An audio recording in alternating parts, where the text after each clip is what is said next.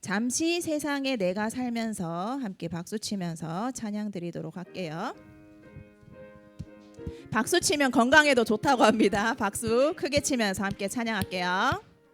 잠시 세상에 내가 살면서 항상 찬송 부르다가 날이 저물어 오라 하시면 영광 중에 나가리. 열린 천국문 내가 들어가 세상 짐을 내려놓고 빛난 멸류관 받아 쓰고서 주와 함께 길이 눈물 골짜기 더듬으면서 나의 갈 길 다 간 후에 주의 품 안에 내가 안기어 영원토록 살리로다. 열린 천국문 내가 들어가 세상 짐을 내려놓고 빛난 멸류관 받아 쓰고서 주와 함께 길이서 나의 가는 길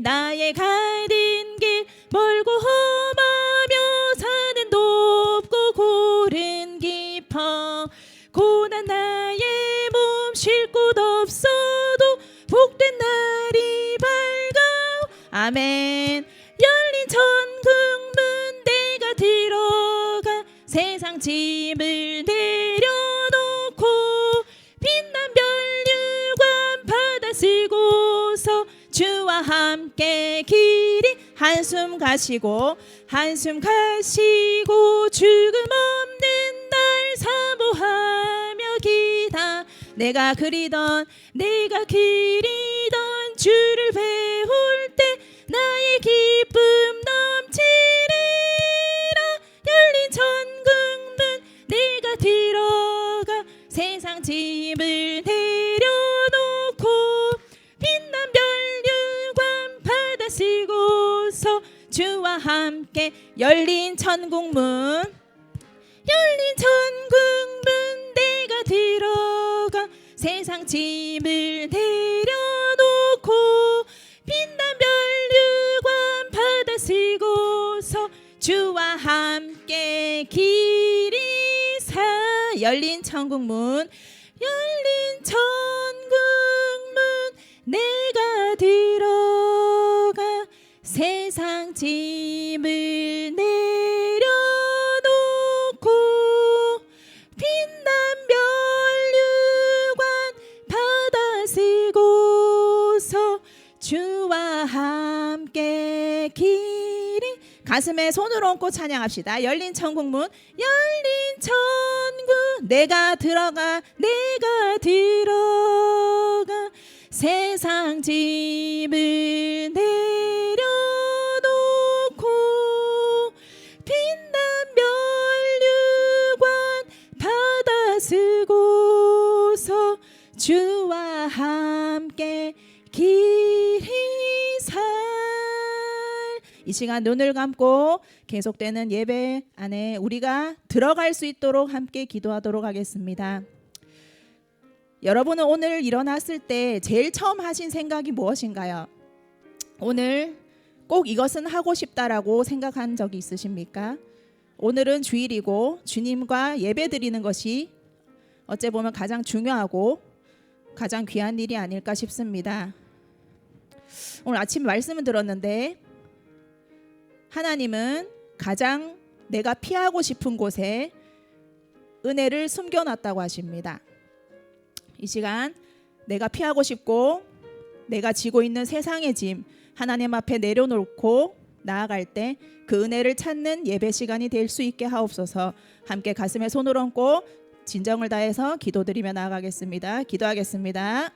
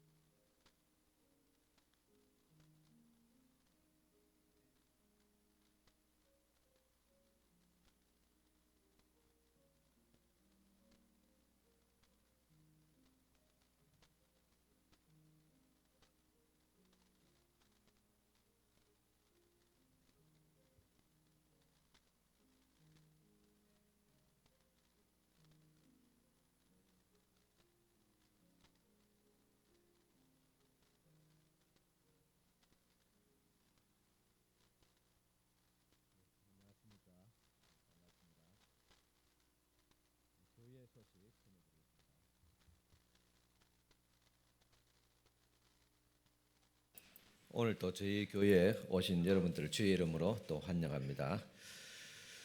또 새로 오신 분들은 등록해 주시면 또 감사하겠습니다. 또 예배드리는데 힘써주시기 바랍니다. 오늘 재직 헌신 예배가 오늘 오후 2시에 있습니다. 우리 재직되신 분들은 빠짐없이 꼭 참석하시고, 또 오늘 특별히 성산교회 연금봉 목사님 또 강사로 오십니다. 모든 성도들 오셔서 또 많은 은혜 받으시기를 바랍니다. 또 신년 새해 들어서 우리 목적 헌금이 있습니다. 또 우리 선교와 또 장학과 건축과 구제를 위한 별도의 목적 헌금을 드리고 있습니다.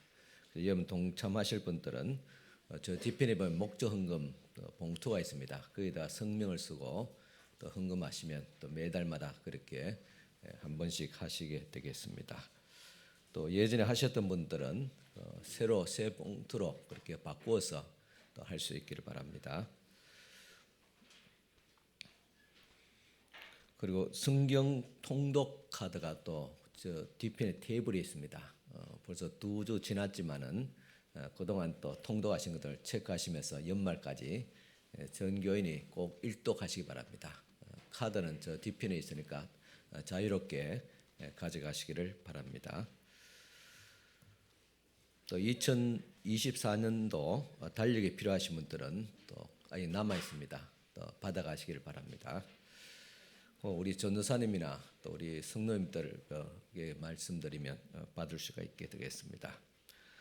그리고 사진 촬영이 있습니다. 지난번에 우리 구역별로 했는데 우리 재직 사진 항종 직분자는 찍지 못했습니다. 그래서 오늘 예배 마치고 바로 우리 항종 직분자들 앞에서 사진 촬영할 수 있기를 바랍니다.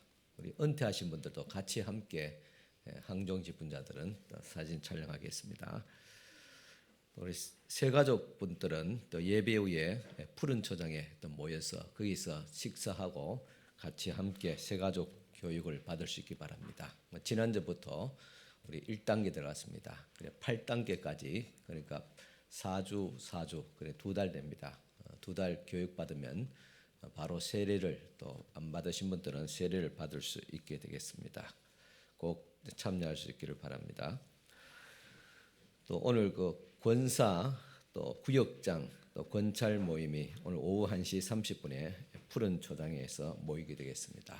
우리 권사님들 또 시무 권사입니다. 권사님하고 또 구역장 또 권찰들은 꼭 또 1시 반까지 푸른 초장에 모여 주시길 바랍니다. 주간 목회입니다. 제가 오늘 오후부터 해서 화요일까지 신년 목회 계획 및 수양회를 다녀오게 되겠습니다. 기도해 주시기 바랍니다.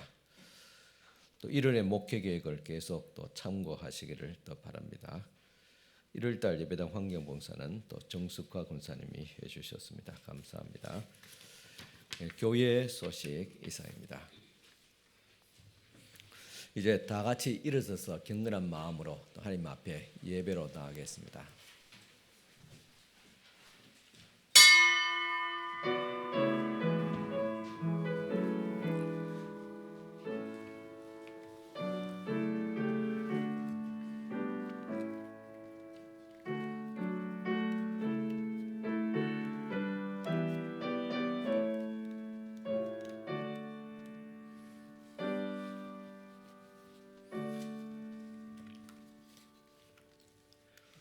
예수께서 세례를 받으시고 곧 물에서 올라오실 새 하늘이 열리고 하나님의 성령이 비둘기같이 내려 자기 위에 임하심을 보시더니 하늘로부터 소리가 있어 말씀하시되 이는 내 사랑하는 아들이요 내 기뻐하는 자라 하시니라. 아멘.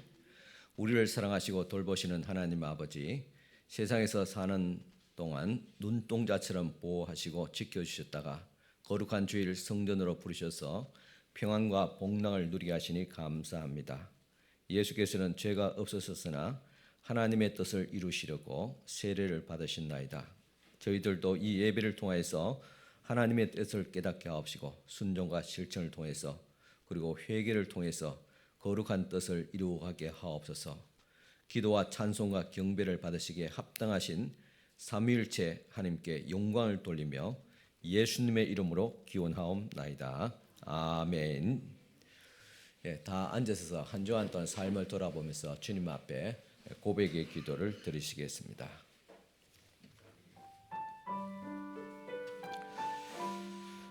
참 마음으로 회개하는 자를 멸시하지 아니하시는 하나님 아버지, 그 크신 사랑과 긍휼을 믿고 회개의 기도를 올려드립니다. 한 주간 하나님을 멀리하며 살았습니다. 기도의 잠을 자고 성경을 읽고 실천한 일에 게을렀습니다.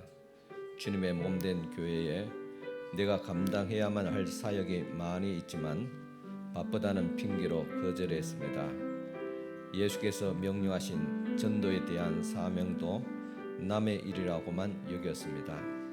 예수께서는 죄가 없으셨지만 세례를 받으심으로 하나님을 기쁘게 하셨는데 저희들은 교만과 무지 속에 하나님의 마음을 아프게 하며 살았습니다.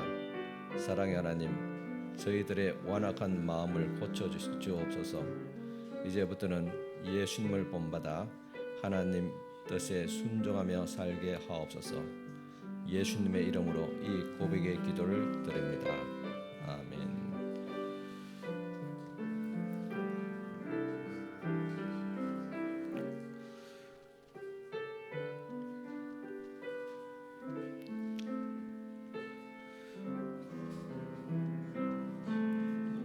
이러므로 내가 네게 말하노니 그의 많은 죄가 사하여졌도다. 이는 그의 사랑함이 많음이라. 아멘. 우리 성시교도 우리 다 같이 교독하시겠습니다. 찬송가 뒤편이십니다. 성시교독 1번 우리 같이 함께 교독하시겠습니다.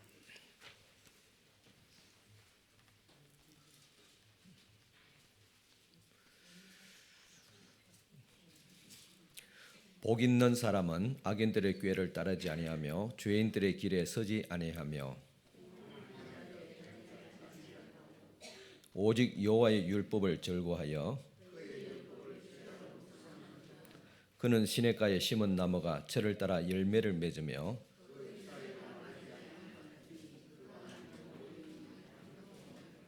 악인들은 그렇지 아니하며 그러므로 악인들은 심판을 견디지 못하며 무릇 의인들의 길은 여호와께서 인정하시나 악인들의 길은 망하리로다. 아멘. 이 시간 우리 양동기 지사님 나오셔서 기도해 주시겠습니다.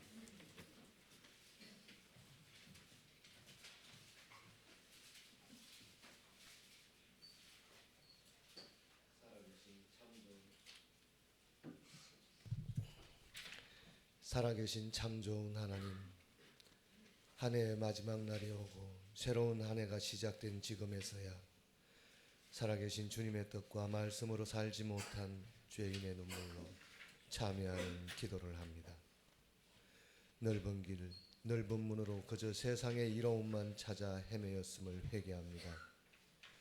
육신으로 오신 예수님의 말씀으로 살지 못하고 그저 지난 세월 동안 공허한 몸부림으로 지냈나이다.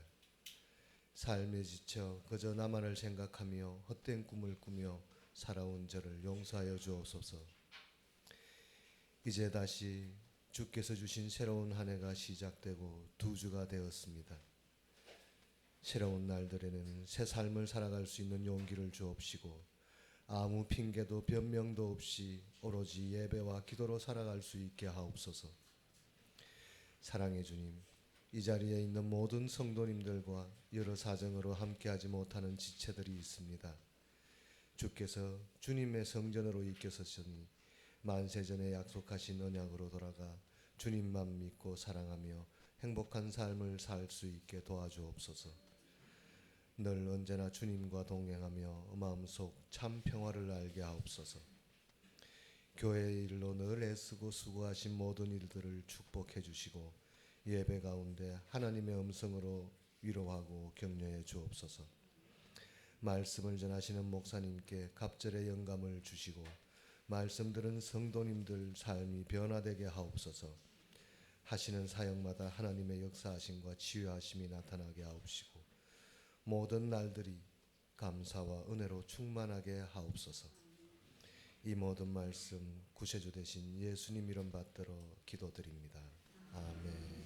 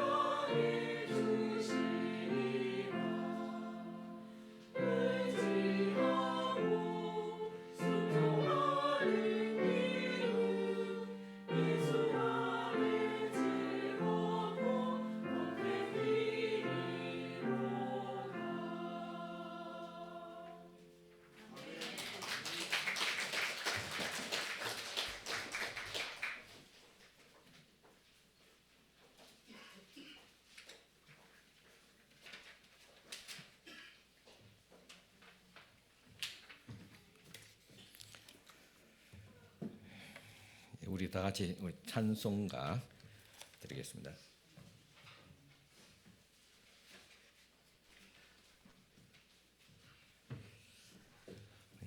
393장 찬송가입니다. 393장 다 같이 드리겠습니다. 이 찬송가 드리면서 봉헌하시겠습니다.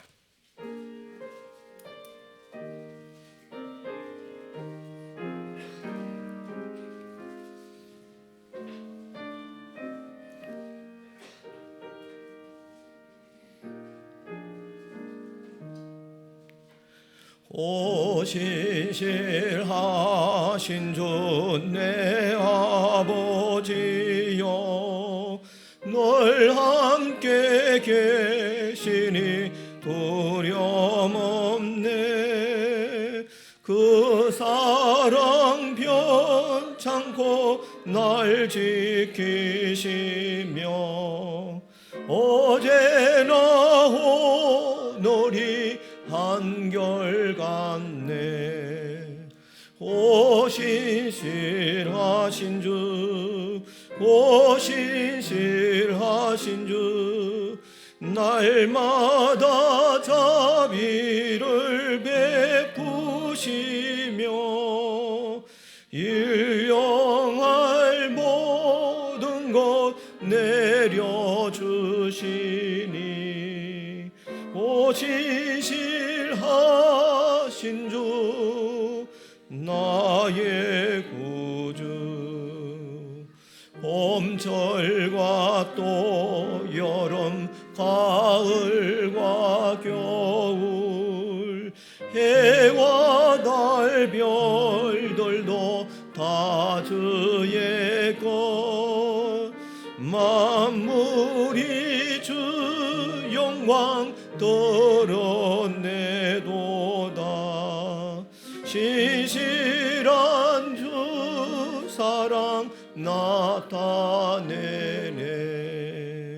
오 신실하신 주 오 신실하신 주 날마다 자비를 베푸시며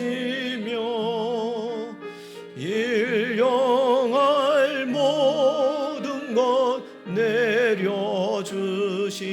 내려주시니 오 신실하신 주 나의 구주 내 죄를 사하여 아니하시고 주 친히 오셔서 인도하네 오늘의 힘되고 내일의 소망 주만이 만복을 내리시네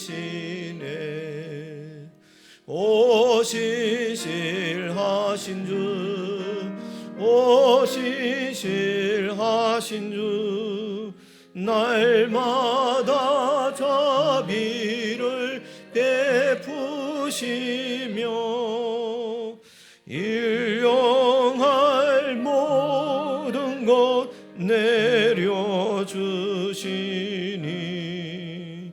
오 신실하신 주 나의 구주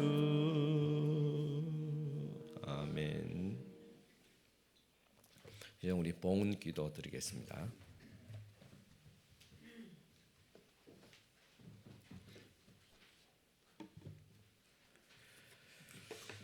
11조 예물 드리신 분들입니다. 강학이 권사님 드렸습니다. 서운자 지사님 드렸습니다. 김호 장로님 드렸습니다. 박준규 청년 드렸습니다. 박명수 장로님 드렸습니다. 김성진 청년 드렸습니다. 김정표 목사 드렸습니다. 임술래 권사님 드렸습니다. 최명원 전사님 드렸습니다. 하나님 아버지, 이 시간 주님 것으로 구별해서 귀한 또 11조 예물을 주님 앞에 올려드립니다. 주님께서 기쁘게 받아 주시옵소서. 하나님을 인정하고 또 하나님께서 세상 모든 만물을 지으시며 우리에게 복을 주시는 근원이 되시는 하나님인 것을 믿고 또 믿음으로 이 11조 예물을 구별해서 드렸습니다. 이 손길들을 특별히 기억하여 주시고 첫 예물을 드렸음에 모든 물질 생활들이 부족함이 없도록 하옵시고 또 손실이 없도록 하여 주시옵소서. 사업에 또 실패나 또 육체의 질병을 통해서 손실되지 않도록 주께서 다 막아주시고 더 넘치는 물질의 복과 은혜를 다하여 주시옵기를 간절히 바라고 원합나이다.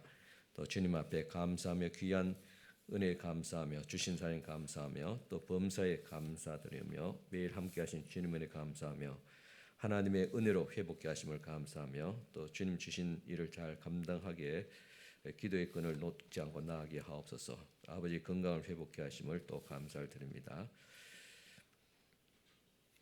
또 범사에 또 감사드립니다. 주님 은혜 또 감사합니다. 또 하나님 앞에 감사하며 귀한 또 감사의 예물들 주님 앞에 올려드립니다. 또 하나님께서 또 속히 또 주님께로 또 사랑하는 자녀들 돌아오게 하여 주시옵소서. 또 주님 앞에 감사하며 또 한 주간 또 함께 해주신 은혜 또 감사합니다. 또 하나님 은혜 감사하며 새해 건강 지켜주시길 감사하며 또 신년 감사임을 드렸습니다. 하나님 아버지, 또 이 시간도 주님 앞에 또 이름으로 감사하며 귀한 또 감사임을 또 올려드립니다. 감사하는 마음에 또 감사한 일이 넘치도록 주께서 축복하여 주시옵기를 원합니다. 병을 고쳐주시고 또 건강을 회복하심을 또 감사드립니다. 더욱 몸과 마음과 심령이 더 강건해지게 하옵시고 또 가정에 우환이 없게 하옵시고 평안의 복을 다하여 주시옵소서. 또 주님 앞에 주일에 헌금을 드리며 성교 구제 장학 건축 각각 목적 예물로 드립니다. 금년 또 새로운 마음으로 또 목적 예물 드립니다. 성교이든 구제이든 장학이든 건축이든 목적한 바대로 아름답게 더 풍성한 결실을 맺게 역사해 주시옵소서. 또 믿음으로 드리는 이 귀한 손길들마다 주께서 축복하여 주시고 복을 다하여 주시되 믿음의 복을 건강의 복을 물질의 복까지 다하여 주시옵소서. 이 모든 예물을 주님께서 기쁘게 일납하여 주시기를 바라며 예수님 이름으로 축복하며 기도드리옵나이다. 아멘. 이 시간 주신 하나님의 말씀 봉독해 드리겠습니다. 말씀은 에베소서 6장 21절에서 24절까지 말씀되겠습니다.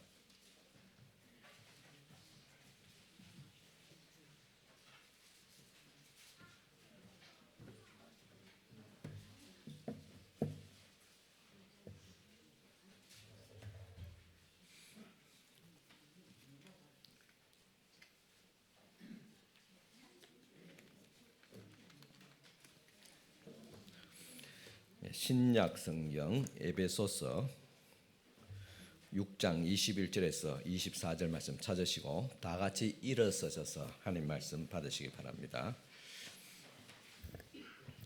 나의 사정 곧 내가 무엇을 하는지 너희에게도 알리려 하노니 사랑을 받은 형제요 주 안에서 진실한 일꾼인 두기고가 모든 일을 너희에게 알리리라. 우리 사정을 알리고 또 너희 마음을 위로하기 위하여 내가 특별히 그를 너희에게 보내었노라. 아버지 하나님과 주 예수 그리스도로부터 은혜와 믿음을 겸한 사랑이 너희에게 있을지어다. 우리 주 예수 그리스도를 변함없이 사랑하는 모든 자에게 은혜가 있을지어다. 아멘. 다 앉으시기 바랍니다.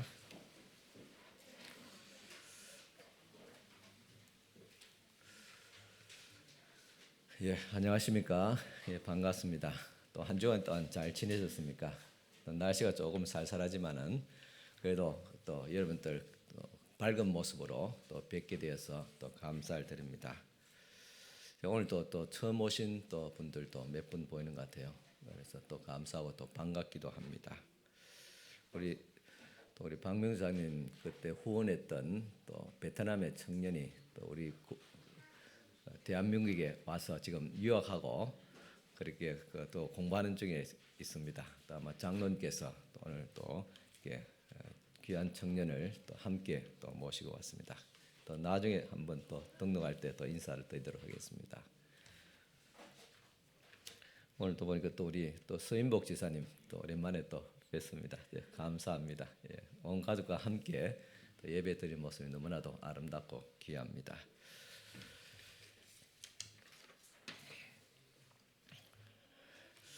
예, 우리가 어느덧 그 작년 후반기에 강론했던 에베소서 그 말씀 오늘 6장 그 막바지에 이르게 되었습니다. 시작은 했으니까 한 해 지나도 마무리는 해야 되겠죠, 그죠? 예, 끝이 사실은 참 중요합니다. 그 바울은 이 에베소서 서신을 마무리하면서 성도들을 향해서 마지막 당부를 하고 있습니다. 첫째는 강건하라, 둘째는 기도하라, 셋째는 충성하라 하겠습니다. 아마 이 세 가지 당부가 오늘 2024년도 새해를 맞이하는 오늘 저와 여러분들에게 주시는 하나님의 말씀입니다. 그래서 우리 새해는 어떻게 살아가야 될 것이냐? 강건해야 됩니다. 건강해야 됩니다. 이 강건하다는 것은 총체적인 강건입니다. 먼저 우리의 심령이 우리 영이 강건하고 또 우리 정신력이 강건해야 되고 다음에 육체가 강건해야 됩니다. 이같이 새해는 여러분 강건하시길 축원합니다.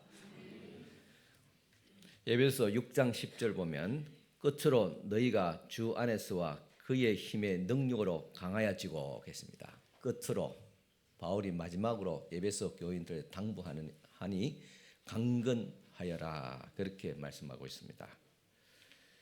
마지막 남기고 싶은 바울의 말일 줄 압니다. 여러분도 새해가 되면 가족들, 친지들 또 우인들 만나거나 또 전화할 때 제일 먼저 하는 인사가 건강해라, 그죠? 그런 이야기잖아요. 새해도 건강하십시오. 그런 인사합니다. 참 바울이 이 마지막으로 에베소 성도를 향해서 남기고자 하는 이 말 강건해지라, 이 단어는 강한 힘과 능력을 표현한 말입니다. 에베소 안에 보면 생각보다 힘에 대해서 많은 이야기가 있습니다. 1장에 보면 하나님의 능력이 무엇인지 성도들이 알았으면 좋겠다. 그리고 3장에는 하나님의 능력의 역사에 대해서 복음을 전한 것은 하나님의 능력이다 그렇게 말하고 있습니다. 또한 그는 또 다시금 성도를 위해서 기도하면서 에베소서 3장 16절에 하나님께서 성도들의 속사람을 강건하게 하실 것이요 했습니다. 육체도 강건하고 정신 강건한 것도 좋지만은 속사람이 무엇보다도 우리 마음이, 우리 심령이 강건해지면 좋겠다 그렇게 말하고 있습니다. 그러면 성도는 무엇으로 강건해집니까? 바울이 지금 에베소 성도를 향해서 강해지라고 말할 때 없던 힘을 막 쥐어짜서 이렇게 강해지라 그런 말이 아닙니다. 오늘 여기도 보면 진짜 교회에 오는 것조차 힘들게 오신 분도 있습니다. 하나님께서 그 발걸음을 귀하게 여기실 것입니다. 나는 힘이 부족하고 연약하지만은 이 참 쓰러질 것 같은 몸으로, 지친 몸으로 주님 앞에 나와서 예배하라 그런 말이 아닙니다. 그렇게 인생을 힘들게 살아라는 말이 아닙니다. 여기서 강건해지라는 것은 주 안에서, 오늘 말씀 보면 끝으로 너희가 주 안에서 그 힘의 능력으로 강건해지고 계십니다. 그러니까 하나님 안에서 강건해지고 그의 힘의 능력으로, 누구면 하나님의 능력으로 이렇게 성도들이 강건해지라 하겠습니다. 그래서 우리 성도는 하나님의 능력으로 살아가는 존재입니다. 그런데 하나님을 믿는다고 하면서도 끝끝내 자기 힘으로 아둥바둥 살아가는 사람들도 자주 봅니다. 우리는 내 힘으로 버둥거리며 살아가는 것 같지만 결국은 하나님께서 주시는 능력으로, 그 힘으로 살아감을 깨닫게 됩니다. 어떤 목사가 나이가 60이 넘어서 지금껏 교회를 7번이나 개척을 했습니다. 7번 개척하니까 얼마나 험난하겠습니까? 저는 개척 한 번도 안 했습니다. 겁이 나서 못해요. 그런데 개척하면 진짜 대단한 용기를 가지고 하는데 그것도 7번이나 개척했으니까 얼마나 그 인생이 참 험난하지 않았겠냐 짐작이 갑니다. 그가 생일날 이렇게 말했습니다. 내가 손댄 것은 다 망했다. 그런데 내가 손대지 않은 것은 잘 되었다. 친구 목사가 직국계도 그래 내가 손 안 댄 것, 잘 된 것은 무엇이냐 그렇게 물었더니 자기 아이들이 잘 되었다는 것입니다. 듣고 보니 맞는 말이었습니다. 목회 사역이 너무나도 바빴기에 자녀들을 돌볼 수 있는 그런 힘이 없었는데 오히려 알아서 잘 컸더라는 것입니다. 그래서 우리 인생을 주도하신 분은 하나님이시라는 것을 인정하지 않을 수 없습니다. 반면에 어떤 목사는 그럭저럭 목회는 그럭저럭 됐는데 자식이 잘 안 된 목사도 있기는 합니다. 하지만 이 또한 하나님의 또 인도하심과 체험이 있습니다. 그러면 성도든 목사든 왜 강건해져야 되냐? 그 이유가 분명히 있습니다. 오늘 말씀 에베소 6장 11절 보면 마귀의 관계를 능히 대적하기 위하여겠습니다. 성도가 강해져야 될 이유는 마귀와의 관계가 있기 때문입니다. 이 관계라는 말은 간사한 계획, 즉 속임수를 통해서 성도들을 걸러 넘어뜨리려고 합니다. 우리는 그들을 상대로 하는 싸움을 싸우고 있습니다. 더 정확하게 말하자면 사탄 마귀와 우리가 싸움을 하고 있습니다. 에베소 6장 12절입니다. 같이 한번 읽어볼까요?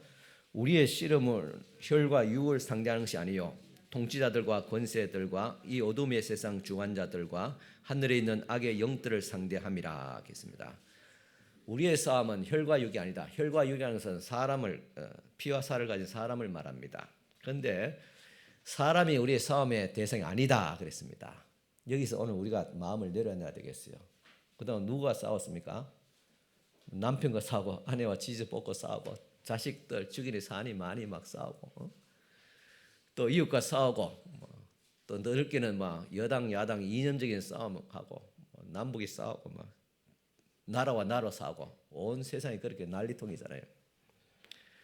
그런데 그런 것이 싸움이 아니다 말이에요. 우리의 싸움의 대상은 사람이 아니다. 그렇게 바울은 말하고 있습니다. 여기에 우리가 주목을 해야 됩니다. 그러면 진정한 우리의 싸움의 대상이 무엇이냐? 뭐 말할 때 통치자들, 권세들, 어둠의 세상 주관자들과 하늘에 있는 악의 영들, 즉 사탄의 세력 아래에 있는 세상의 권세가 우리의 싸움의 대상이다. 이는 눈에 보이지 않는 영적 세력이다. 그래서 바울은 우리의 전쟁의 본질이 눈에 보이는 사람이 아니라 눈에 보이지 않는 악의 영들이라고 우리에게 말합니다. 그러니까 우리의 싸움의 대상은 사람이 아니라 그 뒤에 역사는 악한 영들입니다. 부부의 관계를 파탄으로 몰아가는 것은 단순히 부부의 문제가 아니라 그 배우의 악의 역사가 있습니다. 한 가정이 분노로 무너지는 것은 그 배우의 악한 영들이 부추기기 때문에 그렇습니다. 한 교회가 분쟁이 일어난 것 또한 성도 간의 문제기보다는 악의 영들이 교회를 무너뜨리고자 합니다. 오늘 우리 사랑 성도들은 이런 악의 영들에 그렇게 유혹에 빠지지 않기를 바랍니다. 겉보기에 사람이 스스로 죄를 짓고 욕심을 따라 행한 것 같이 보일지라도 그 뒤에는 그렇게 살아가도록 이끄는 마귀의 관계가 있습니다. 물론 여기서 나는 죄를 지을 때 마귀의 관계, 마귀의 속임수에 넘어갔다. 그렇게 우리가 변명할 수는 없습니다. 왜냐? 내가 선택했기 때문에 그에 대한 응당에 우리가 책임을 지고 하나님께서 물으실 것입니다. 바울은 우리가 서로 분노를 품는 순간에 틈을 엿보아서 우리 가정을 무너뜨리고 교회를 무너뜨리려는 마귀의 관계가 있다 그랬습니다. 그래서 바울은 이렇게 말합니다. 우리 에베소서 4장 26절 보시겠습니다. 분을 내어도 죄를 짓지 말며 해가 지도록 분을 품지 말고 마귀에게 틈을 주지 말라 그랬습니다. 우리가 화를 낼 수도 있습니다. 또 신경질을 부릴 수도 있습니다. 그럼 문제는 그것을 잘 다스려야 됩니다. 목사도 화낼 때 있어요. 기분 나쁘면 표시가 납니다. 저는 마음이 속이지 못해요. 그래서 사람 제 얼굴 보면 제 속이 뭐인가 안다 그래요. 거짓말 못합니다. 일부러 싫어하면서 좋은 척 그렇게 위선적으로 말 못합니다. 있는 그대로 말합니다. 그런데 사람들이 이런 마음을 가질 수 있습니다. 좋은 마음도 있고 또 스스만 마음도 가질 수 있고 또 화도 낼 수 있겠지만 중요한 것은 그 마음을 다스리는 능력이 있어야 됩니다. 절제, 어느 선에서 한다 하면 스톱할 수 있는 그런 능력.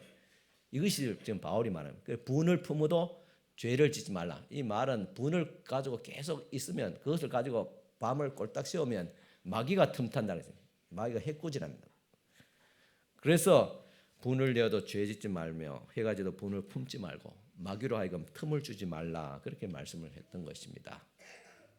베드로전서 5장 8절에 보면 근신하라 깨어라 너희 대적 마귀가 우는 사자같이 두루 다니며 삼킬 자를 찾나니 있겠습니다. 대적 원수 마귀가 두루 다니면서 삼킬 자를 찾습니다. 우리 가정에서 찾고 우리 자식 가운데 찾고 교회 가운데 찾고 있습니다.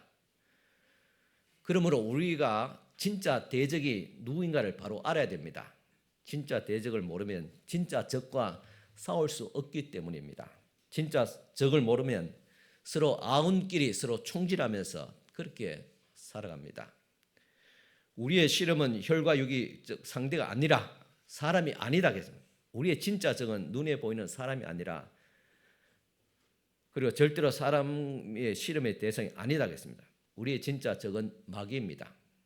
사람 뒤에 치밀하고 계획적으로 역사하는 마귀와 그의 세력들입니다. 그런데 우리는 사람이 대적인 줄 알고 그 사람과 치열하게 싸웁니다. 그 사람을 조정하고 있는 그 악의 영, 마귀의 역사는 보지 못하고 사람과 치열하게 그렇게 싸움질하고 있다는 말입니다. 그러니 만약 우리가 우리의 진짜 적을 바로 알지 못하면 마귀의 관계를 속임수를 파악하지 못한다면 눈에 보이는 형제들과 싸우다가 자멸하게 됩니다. 그리고 그의 부르심에 합당한 성도의 삶을 살지 못하고 또한 성령의 하나 되게 하신 온전함을 지킬 수 없을 것입니다. 사실은 이렇게 마귀의 관계를 파악하지 못한 채 가족끼리, 성도끼리, 형제끼리 서로 총질하다가 함께 자매라는 것, 이것이 마귀가 가장 원하는 바입니다. 억울해서도 마귀가 원하는 대로 살지 않아야 되겠지요. 그러면 마귀의 주특기가 무엇입니까? 요한복음 8장 44절 보면 너희는 너희 아비 마귀에서 나서니 너희 아비의 욕심대로 너희가 행하고자 하느니라. 그는 처음부터 살인한 자요 진리가 그 속에 없으므로 진리에 서지 못하고 거짓을 말할 때마다 제 것으로 말하나니 이는 그가 거짓말쟁이요 거짓의 아비가 됨이라. 마귀의 주특기는 거짓말입니다. 그에게는 진리가 없습니다. 거짓말로 진리를 가리고 진리를 대적하는 것이 마귀의 주특기입니다. 그러므로 우리는 성도들과 교회를 무너뜨리는 이 마귀의 거짓을 이기기 위해서는 반드시 진리의 말씀대로 서야 됩니다. 오늘 이단들이 많지요. 이단들은 거짓의 그들의 아비는 거짓의 영 마귀입니다. 마귀가 거짓말을 그 마음에 쓰고 거짓 교를 하니까 이단들이 거짓말을 얼마나 말해요. 제일 큰 거짓말은 자기가 하나님같이 되어버린 하나님의 위치에 예수 위치에 있는 거예요. 최대의 거짓말이잖아요. 그 속에는 악한 영이 있습니다. 그것이 여호와의 정인이고 또 신천지고 또 여러 가지 이단들을 그렇습니다. 경계를 해야 됩니다. 이 마귀의 거짓에 우리가 넘어가지 않기 위해서는 우리가 진리의 말씀으로 무장해야 됩니다. 에베소 6장 13절입니다. 같이 읽겠습니다. 그러므로 하나님의 전신갑주를 취하라. 이는 악한 날에 너희가 능히 대적하고 모든 일을 행한 후에 서기 위함이라 하겠습니다. 바울은 주 안에서 그의 능력으로 강건해지라 그렇게 말하고 있습니다. 이 말하는 것은 이제 더 구체적으로 하나님의 전신갑주를 입어라 그렇게 표현합니다. 이 전신갑주라는 것은 전쟁터에 나는 어떤 군인의 중무장하는 겁니다.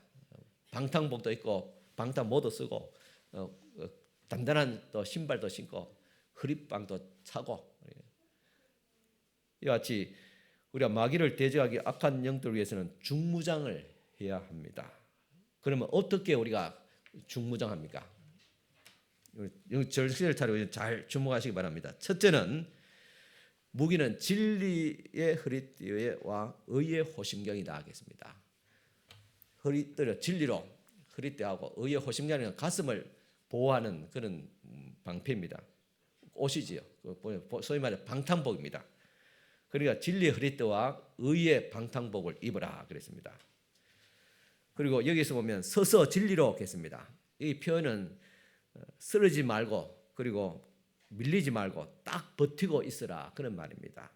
일관된 자세를 유지하는 것이 중요합니다. 오늘 또 서서 오셨잖아요, 그죠? 힘들어도 서서 오고 어쩌든지 잘 버텨야 됩니다. 힘들어도 집에 가만히 누워 있으면 점점 몸이 가라앉고 힘듭니다. 그래서 우리가 조심스럽게 오지만은 서서 내 발로 주님 앞에 힘을 가지고 주님 앞에 나오는 거 귀합니다. 이러면 또 우리 성도들이 섬기는 태도가 일관되었으면 좋겠습니다. 여기 보면 전신갑주의 목록이 제시되고 있는데 첫째는 진리, 둘째는 의다.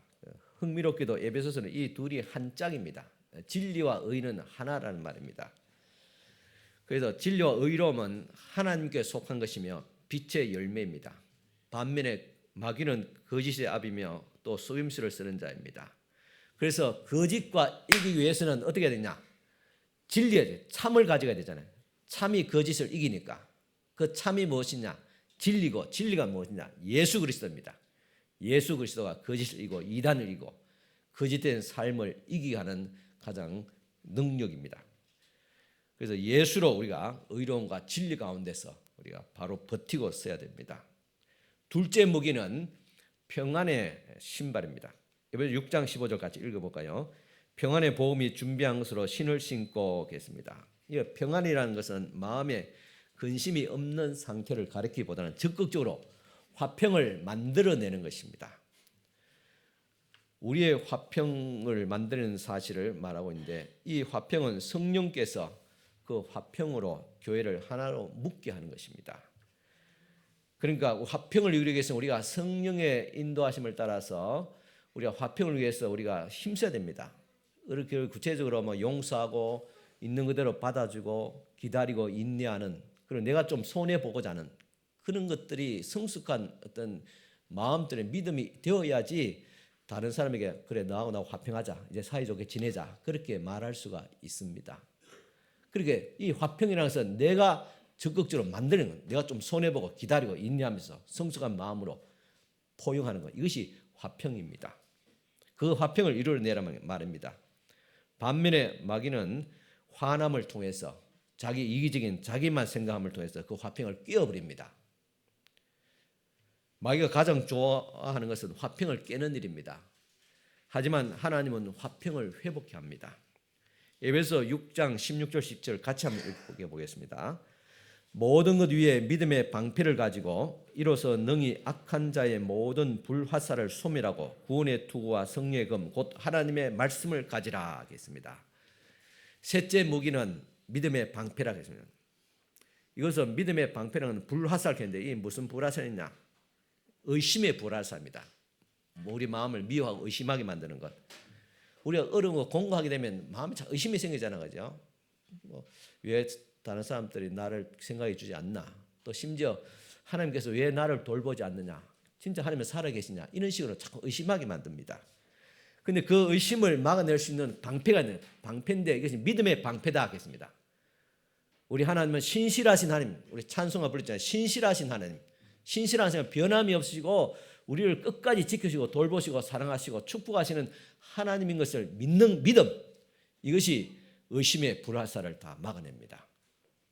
구원의 투구, 이 구원의 확신은 마귀의 유혹과 공격으로부터 막아냅니다. 거짓 교리, 이단으로부터 구원의 바른 확신은 이겨내고 막아냅니다. 성령의 검 다섯 번째, 성령의 검이랑 앞에서 다 막아내는 것 사실 그는 중무장이었습니다. 그런데 유일하게 공격할 수 있는 무기가 있습니다. 그래서 성령의 검겠습니다. 성령의 검은 또 말씀의 검이라 그렇게 말하고 있습니다. 이 하나님의 말씀을 가지라. 말씀은 어둠의 영을 물리치게 됩니다. 그래서 우리 금년에도 앞에 광고들이 성경 읽는 거 진짜 중요합니다. 꼭 1년에 한 번 통독은 하셔야 되잖아요. 이 말씀이 내 속에 있어야지 마귀의 유혹을 이기고 공격할 수 있는 힘을 키우게 됩니다. 그러니까 바울이 마지막으로 언급한 것은 믿음과 구원 그리고 하나님의 말씀입니다. 성도는 믿음으로 말미암아 구원을 얻었습니다. 믿음은 우리로 하여금 하나님 앞에 담대하게 서게 합니다. 그리고 말씀은 교회를 거룩하게 하며 하나님 앞에 이와 같이 나아가게 합니다. 결국 성도와 교회가 마귀와의 영적 전투에서 승리할 수 있는 비결은 하나님 앞에 나아가는 것이고 그분 앞에 서는 것입니다.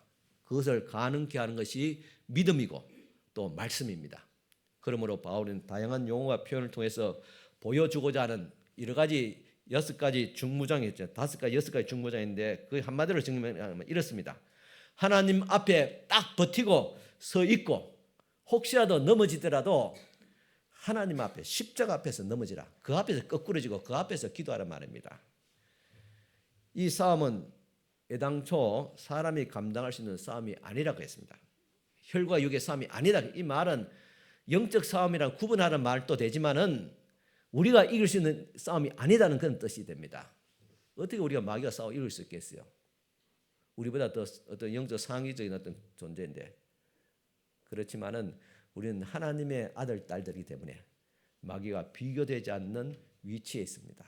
하나님의 아들 딸들이기 때문에 하나님께서 마귀의 모든 대적으로부터 하나님께서 우리를 능히 지켜주신다. 그래서 그 하나님의 이름으로 예수의 이름으로 우리가 마귀를 싸워서 이길 수 있다는 것입니다. 그리스도께서 우리를 구원하시고 우리에게 생명을 주셨습니다. 이제 우리는 그분 앞에서 이제 그분의 능력으로 살아가게 됩니다. 그래서 영적 전투에서 우리가 두려워할 필요는 없습니다. 바울이 이 대목을 설명하면서도 질 수 있으니까 조심해라 그렇게 말하는. 지금 마귀는 진짜 무섭고 진짜 강한 존재다. 그래서 그 앞에서 너 함부로 이렇게 대해서 안 된다. 그렇게 말하지 않았습니다. 바울은 이미 하나님의 능력이 얼마나 위대하고 큰 것을 찬양했습니다. 그리고 그분의 능력은 죽은 자를 일으키는 생명의 능력입니다. 그 능력이 그리스도뿐만 아니라 죄와 허물로 죽었던 우리들도 다시 살리십니다. 살려 일으킬 것입니다. 그 능력은 언제든지 우리를 일으키고 승리하게 합니다. 지난주 마가복음을 제가 묵상하다 여러분도 한 주간 동안 마가복음 묵상했지요. 마가복음 5장에 보면 예수께서 그라사 지방으로 가시습니다. 그 마을 입구에 무덤 입구에 군대 귀신 들린 한 사람이 있었는데 밤낮 소리를 지르면서 자기 몸을 자학하고 있었습니다. 이러니까 동네 사람들이 얼마나 괴롭겠습니까? 그런데 예수께서 그 속에 있는 군대 귀신에게 명령합니다. 더러운 귀신아, 그 속에서 나오라. 그럴 때 그 귀신들이 즉시로 나와서 돼지 떼기로 들어가고 그 사람은 온전하게 회복되었습니다. 이와 같이 예수께서는 더러운 귀신을 제하고 그리고 이기는 능력이 있습니다. 그래서 그분의 능력으로 예수 그리스도의 이름의 능력으로 우리는 어둠의 권세를 또한 이길 수가 있습니다. 바울은 이와 같이 하나님의 힘으로 주의 능력으로 모든 마귀의 관계를 대적해서 이길 수 있다. 그렇게 단호하게 말하고 있습니다. 또 우리는 새해를 들어서 무엇을 해야 되냐?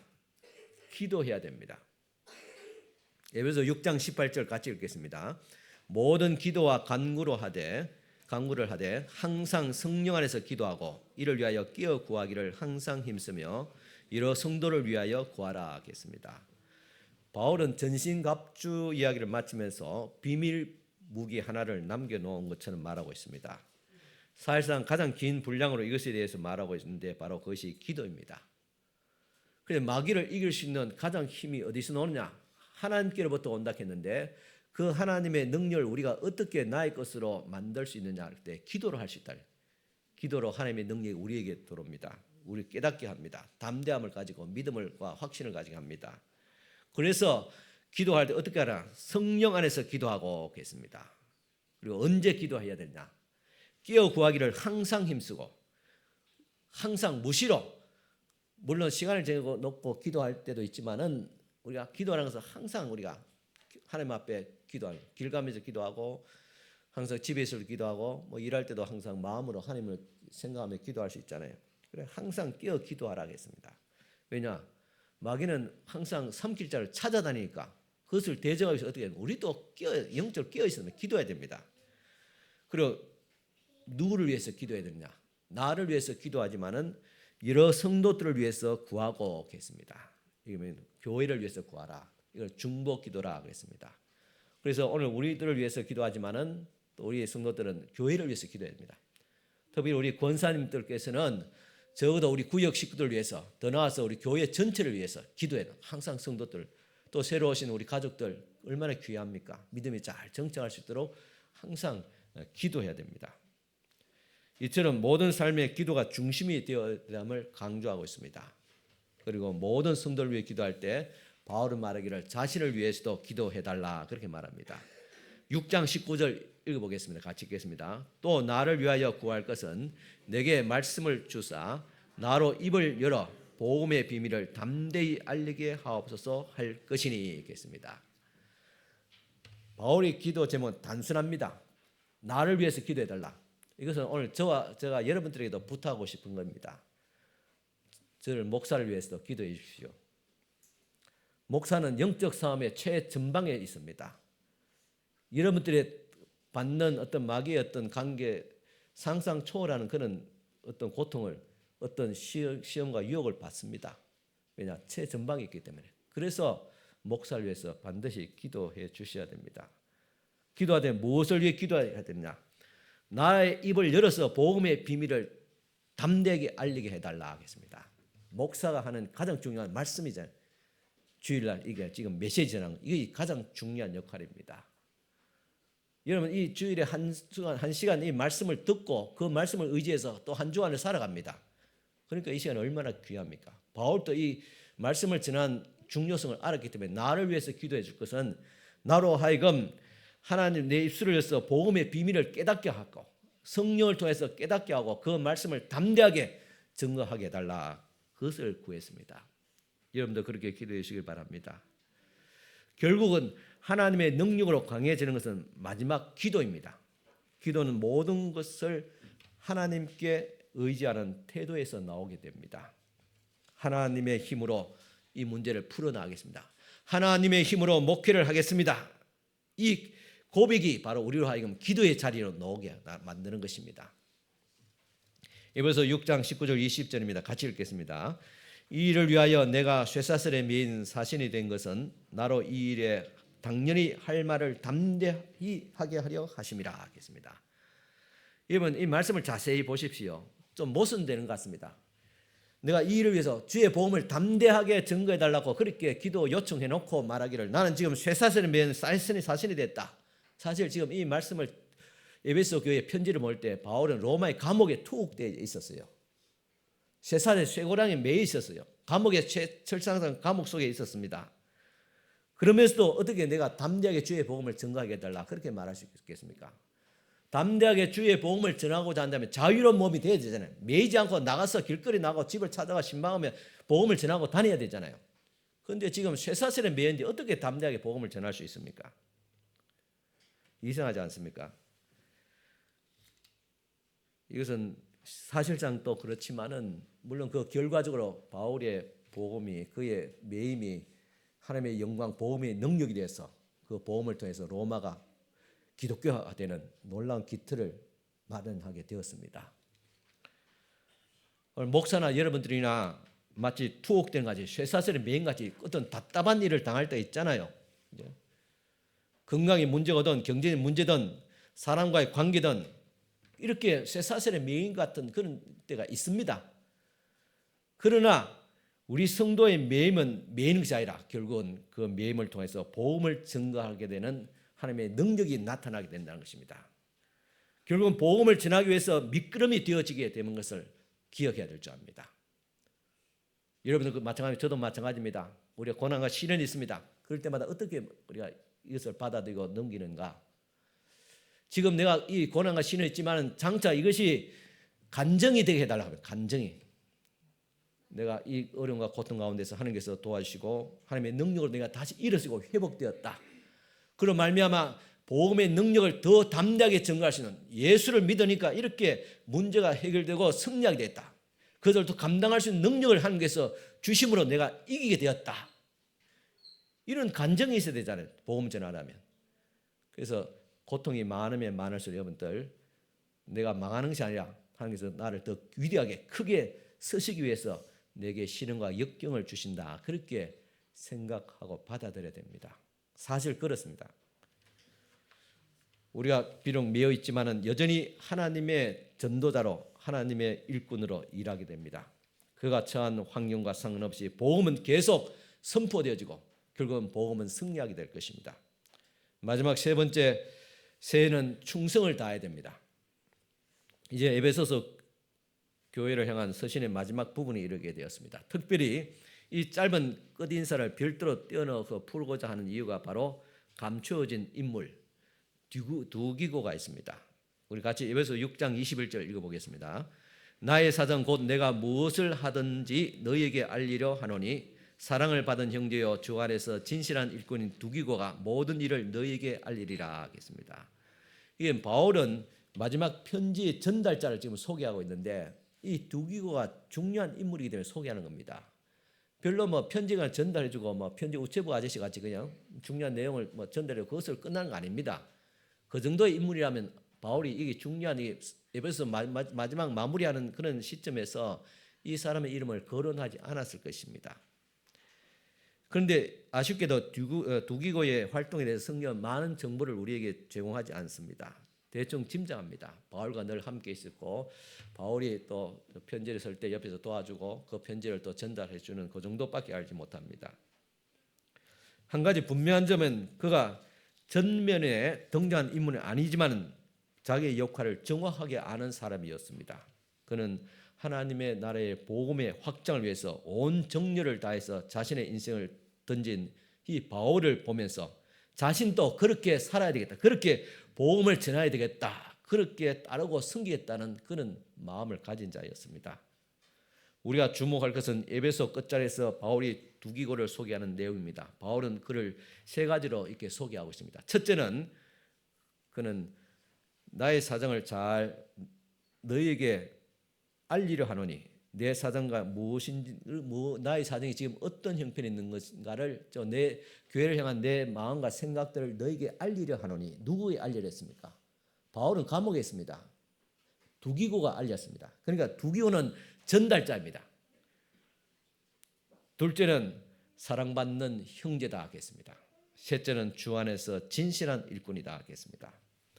먼저 두기고는 전달자입니다. 에베소 6장 21절에 나의 사정 곧 내가 무엇을 하는지 너희에게 알리려 하노니 이 알리는 것을 이 두기고가 알렸습니다. 그는 지금 바울과 함께 있으면서 바울이 처한 상황을 정확하게 알려주는 적임자였습니다. 오늘 우리들도 이 두기고처럼 예수님을 잘 아는 사람들입니다. 그리고 두기고가 그리스도가 그러니까 어떤 분이고 또 그리스도의 마음을 또 잘 아는 적임자이기도 합니다. 그렇다면 두기고가 바울의 사정을 잘 알아서 에베소 교회에 알린 것처럼 오늘 우리들은 예수님을 알잖아요. 오랫동안 스승을 믿었잖아요. 그 예수님을 가장 잘 전달할 수 있는 사람이 누굽니까? 오늘 저와 여러분들입니다. 우리 지난 그 연말에 첫째 주, 둘째 주 전도 잔치를 했습니다. 전도 대상자를 두고 기도하고 있습니다. 그리고 전도 대상자 지금도 보면 형광에 붙어 있습니다. 저 전도상이 끝나지 왜 안 떼나? 그렇게 눈여겨 보신 분도 있을지 모르겠지만 아닙니다. 한 2주간 전도 잔치하려고 그렇게 한 거 아닙니다. 시작에 불과합니다. 여러분 명단 쭉 적어놨지만 그중에서 가장 일부가 오셨잖아요. 아이도 대상자 그대로 살아있습니다. 계속 기도하시기 바랍니다. 날마다 전도되고 날마다 등록되어져야 될 줄 압니다. 이것이 하나님께서 기뻐하신 일입니다. 우리가 해야 될 일입니다. 우리는 복음의 전달자입니다. 이와 같이 두기고는 예수님의 바울의 사정하는 것 같이 우리도 또한 예수님의 마음을 잘 알아서 땅과 이르러 내 정인이 되라고 주께서 또 명령하신 그 말씀을 잘 담아서 복음의 전달자가 될 수 있기를 바랍니다. 다음은 이 두기고는 사랑받는 형제다 하겠습니다. 사랑을 받은 형제요 하겠습니다. 어떻게 두기고가 사랑을 받았을까? 우리가 생각하기를 그가 사랑받을 만한 행동을 했기 때문에 받았다 추측할 수 있습니다. 아니면 사랑받을 자격은 없지만은 바울과 교회가 그를 많이 사랑했다 그랬습니다. 우리도 사랑의 대상할 때 이런 두 부류 아니겠어요, 그죠? 저 사람 진짜 훌륭한 사람이니까 사랑받고 칭찬받을 만하다.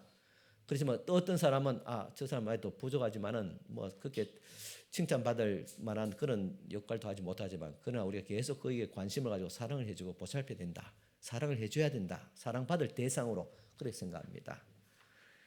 사랑받을 행동을 했든지 아니면 우리가 사랑을 해줘야 될 대상인지 그것은 사실 중요하지 않습니다. 바울은 이것을 이렇게 헤아려서 말하고 있지 않습니다. 에베소 3장 18절입니다. 같이 읽겠습니다. 제가 읽겠습니다. 너희 모든 성도와 함께 지식에 넘치는 그리스도의 사랑을 알고 계십니다. 사랑은 이렇게 가린 것이 아닙니다. 저 사람이 사랑받을 만한 자격이 있나 없나 그거 가리지 않습니다. 진실한 사랑은 모든 우리의 가리는 이 지식을 넘어서 하는 거예요. 넘어서 해야 된답니다. 사랑받을 자인지 그렇지 못한 자인지 헤아려진 것이 않습니다. 무조건 모든 사람을 사랑한 것입니다. 그것이 바로 지식에 넘치는 사랑, 그리스도의 사랑입니다. 아마 두기고도 그 사람이 진짜 사랑받을 사람인지 아니면 사랑받지 못한 미숙한 사람인지 모르겠지만은 어찌하든 사랑받은 자이기 때문에 바울의 사랑을 받고 교회를 사랑받았기 때문에 그 사랑을 통해서 진짜 사랑받을 만한 사람이 되었다. 그렇게 짐작할 수 있습니다. 실제로 우리는 그 사랑이 몸과 마음으로 경험되어지게 됩니다. 그 사랑을 우리가 경험하고 그 사랑을 실천하고 그 사랑이 또 드러나는 현장이 바로 교회입니다. 교회 공동체는 이같이 사랑을 서로 주고받고 하는 그런 공동체입니다. 여기서 우리는 그리스도의 사랑을 실천해야 될 장소입니다. 그래서 사랑받을 사람은 물론 그 인정해주고 귀하게 여기가 되지만 사랑받지 못할 만큼 부족한 사람도 많습니다. 그 사람을 우리가 사랑해주고 키워주고 관심을 가지고 기도해주고 그런 희생적인 사랑이 그 사람을 온전하게 만들고 오늘날 두기고와 같이 진짜 사랑받은 형제, 신실한 종이 될 수 있다는 말입니다. 그 사랑은 사랑받은 자녀 안에서 흘러나와야지 또 연습되어져야 됩니다. 그 공간은 바로 교회라고 했습니다. 교회는 연약한 지체들이 모여서 하나님의 사랑을 채워가는 곳입니다. 부족하지만 용납함으로 그 사랑을 실질적으로 경험하는 곳이 교회입니다. 이 교회조차도 서로 사람이 시비를 가리고 사랑받을 사람이냐 사랑받지 못할 사람이 그렇게 가린다면 세상과 다를 바가 있겠습니까? 모든 사람을 용납하고 사랑해 이해해 줘야 됩니다. 그게 교회입니다. 그게 그리스도의 몸입니다. 에베소 5장 1, 2절 보면 그러므로 사랑받는 자녀같이 너희는 하나님을 본받는 자가 되고 그리스도께서 너희를 사랑하신 것 같이 너희도 사랑 가운데서 행하라. 그는 우리를 위하여 자신을 버리사 향기로운 제물과 희생 제물로 하나님께 드리셨느니라. 왜 우리가 사랑해야 됩니까? 왜 날마다 내가 용서하고 내가 손해봐야 됩니까? 그렇게 생각할 수 있습니다. 그러나 그렇게 해야 합니다. 왜 그렇게 해야 되냐? 그리스도께서 우리를 위해서 자신을 버리사 향기로운 제물로 희생 제물로 하나님 앞에 드렸기 때문에 우리를 위해서 이렇게 자기를 죽이는 지극한 큰 사랑을 우리에게 보여주셨기 때문에 그래서 그 사랑의 빚을 그치고 그 예수를 믿는다면 예수의 그 사랑과 희생 정신을 우리가 담고 살아가는 사람이 되어야 되지 않겠습니까? 그래서 잘하고 못하고 시비를 가리지 말고 무조건 용서하고 무조건 사랑하고 무조건 이해해야 됩니다. 그리고 무조건 기다려야 됩니다. 설 수 있을 때까지 성숙할 때까지 기다려줘야 됩니다. 그렇게 사랑받는 자녀같이 오늘 우리들은 하나님을 본받는 자가 되고 그리스도께서 우리를 위해서 행하신 것 같이 우리도 그렇게 해야 됩니다. 교회는 이런 사랑을 받고 사랑을 실천하는 자녀들의 공동체입니다. 하나님은 그런 교회에 무엇을 기대하십니까? 이렇게 사랑이 그 자녀들에게 확장되는 것 하나님께서 기뻐하신 뜻입니다. 하나님과 예수 그리스도의 사랑이 교회를 통해서 계속 확장되는 것 그것이 하나님의 사랑이고 확장되는 것을 성교라 그렇게 말합니다. 바울이 두기고를 이끌어서 사랑받는 형제라는 말 속에서 우리는 먼저 하나님과 그리스도의 사랑을 발견하게 됩니다. 그 사랑을 우리가 입고 빚진 자로서 또 우리도 사랑을 실천한 장이 교회가 되어야 된다고 말씀했습니다. 그 하나님의 사랑이 바로 하나님의 본질이자 교회 안에서 나타내야 될 사랑입니다. 또한 두기고를 수식하는 세 번째 표현은 주 안에서 진실한 일꾼이다 하겠습니다. 아마 성도에게 붙여줄 수 있는 가장 명의로운 단어가 있다면 그 사람은 신실한 사람이다. 신실하다는 것은 변함이 없고 변동이 없고 변질되지 않는 것을 말합니다. 깨끗하고 거룩함을 또 의미하기도 합니다. 또 신실함을 말하면 충성되어 부지런한 것을 말합니다. 충성된 일꾼, 한결같이 충성된 일꾼, 신실한 일꾼이다. 오늘 저와 여러분도 그런 칭송을 받을 수 있기를 바랍니다. 이 두기가 얼마나 믿음이 참 믿음직하게 감당했는지 우리가 잘 알지는 못하지만은 분명히 바울과 늘 함께했던 사람이고 끝까지 배신하지 않는 바울과 끝까지 함께 갔던 자입니다. 두기고는 에베소와 골로새서를 전달하는 중책을 맡을 만큼 바울의 힘을 얻은 동력자임을 알 수 있습니다. 이 에베소서, 빌립보서 진짜 중요하잖아요. 그죠? 하나님의 말씀이 지금 말씀이 되었다는 그 말씀이. 바울도 그 말씀을 옥에서 갈 때 마지막 그가 죽을 그래서 임박하면서 전하고 싶은 그런 진짜 귀한 말씀들이잖아요. 그것을 누구에게 전하겠어요? 믿지 못하는 뭐 여러 사람 가다가 막 힘들다고 막 팽개쳐 버리고 막 자기 집을 돌아가 버리고 막 또 어설프게 가져다가 잃어버리고 막 그런 사람에게 맡기겠습니까? 아니지요. 진짜 믿음직하고 충성되고 진짜 이 바울의 에베소서 말씀, 빌립보서 이 말씀을 골로새서 이 말씀을 참 생명같이 여기면서 전달자가 그 중책을 맡길 만큼 이 두기고는 적어도 바울에게 또 교회 앞에 신임받는 신실한 충성된 일꾼이었다는 것입니다. 그래서 두기고는 사랑받는 형제자 주의 신실한 일꾼으로 불리게 됩니다. 우리는 이 두 가지의 정체성을 함께 언급하면서 주목할 필요가 있습니다. 내가 그리스도 안에서 누군지를 아는 것이 우선돼야 됩니다. 즉 우리는 사랑받은 형제입니다. 그리고 나서 내가 어떤 일꾼이 되어냈냐 질문해야 됩니다. 바로 신실한 일꾼입니다. 이제 우리는 바울의 마지막 인사에 이르게 되겠습니다. 같이 에베소 6장 23절 읽어보겠습니다. 아버지 하나님과 주 예수 그리스도로부터 평안과 믿음의 겸한 사랑이 형제들에게 있을지어다 하겠습니다. 이와 같이 하나님 아버지와 주 예수 그리스도로부터 오는 평안이 너에게 있을지어다. 이 평안이라는 것은 저절로 되어지는 것이 아니다겠습니다. 오히려 공동체의 화평을 위해서 우리가 갈망해야 되고 우리가 이루어야 되고 힘써야 될 뿐입니다. 그래서 에베소서 4장 3절에 보면 평안에 매는 줄로 성령이 하나 되게 하신 것을 힘써 지키라 하겠습니다. 하나님께서 주신 공동체의 화평을 위해서 성령이 주시는 성령의 능력으로 그것을 우리가 힘써 지켜야 됩니다. 우리가 힘써야 됩니다. 하나됨은 법과 제도로 만들지 수 없습니다. 오직 그 원칙은 사랑입니다. 오래 참고 이해하고 용납하고 그런 것입니다. 그래서 에베소서 4장 2절에 보면 모든 겸손과 온유하고 오래 참음으로 사랑 가운데서 서로 용납하라. 무엇을 위해서? 화평을 이루기 위해서 그렇게 하라는 것입니다. 이제 23절을 보면서 바울은 사랑에 대해서 말하는데 믿음의 기만 사랑으로 되어 있는 것을 보게 됩니다. 앞에서 두기고를 신실한 일꾼이라고 불렀듯이 에베소 성도들을 향해서 신실한 자들이다 그렇게 불렀습니다. 이 신실한 자라는 것은 앞에 말한 믿음직하다, 끝까지 일관성을 가지다, 충성된 일꾼이다 그렇게 말하고 있습니다. 변치 않는 그런 사랑입니다. 오늘 우리에게도 이와 같은 변함이 없는 신실한 충성된 일꾼이 될 수 있기를 바랍니다. 지난번 우리 30주년 기념식 때 광고 시간에 우리 김 호장님께서 말씀하셨습니다. 지난 수요일에도 제가 잠깐 언급했는데 그때 우리 김 호장님께서 30주년 기념 마지막 광고 겸 인사를 하시면서 이런 멘트를 하셨습니다. 지금까지 남아주신 성도들에게 감사합니다라고 했습니다. 참 의미심장한 말입니다. 끝까지 우리 변질되지 않고 마음이 흔들리지 않고 요동지 않고 끝까지 하나님의 교회를 지켰던 사람, 그 사람이 바로 신실하고 충성된 일꾼인 줄 믿습니다. 이제 바울의 마지막 인사입니다. 우리 같이 읽겠습니다. 24절입니다. 주 예수 그리스도를 변함없이 사랑하는 모든 자에게 은혜가 있을지어다 하겠습니다. 주 예수 그리스도를 변함없이 사랑하는 변질되지 않고 신실한 일꾼, 그 변함없이 주님을 사랑하고 그의 몸된 교회를 변함없이 끝까지 사랑하고 충성하는 모든 자에게 무엇이 하나님의 은혜가 있을지어다 하겠습니다. 이처럼 오늘 새해를 맞이해서 그리스도 안에서 오늘 주신 말씀같이 세 가지를 꼭 기억할 수 있길 바랍니다. 믿음 안에서 성령으로 강건해지고 또 항상 깨어 기도하고 그리고 끝까지 신실하게 충성된 일꾼으로 하나님의 사랑을 받는 하나님의 은혜를 받는 우리 성도 여러분들이 될 수 있기를 축원합니다. 기도드리겠습니다. 하나님 아버지 감사합니다. 그 힘의 능력으로 강건하게 하여 주시옵기를 바라곤 합니다.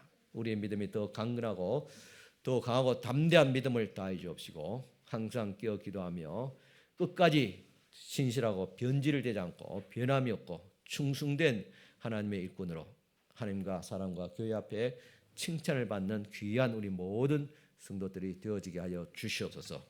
예수님 이름으로 기도드리옵나이다. 아멘. 아멘입니다. 예. 우리 어린 친구들이 제일 믿음이 좋은 것 같아요. 찬송가 505장 1절 찬송 드리겠습니다.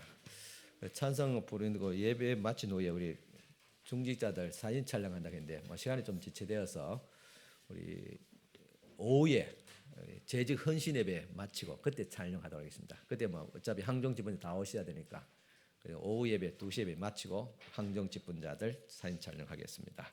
505장 1절 찾으시고 다 같이 일어서서 찬송 드리겠습니다.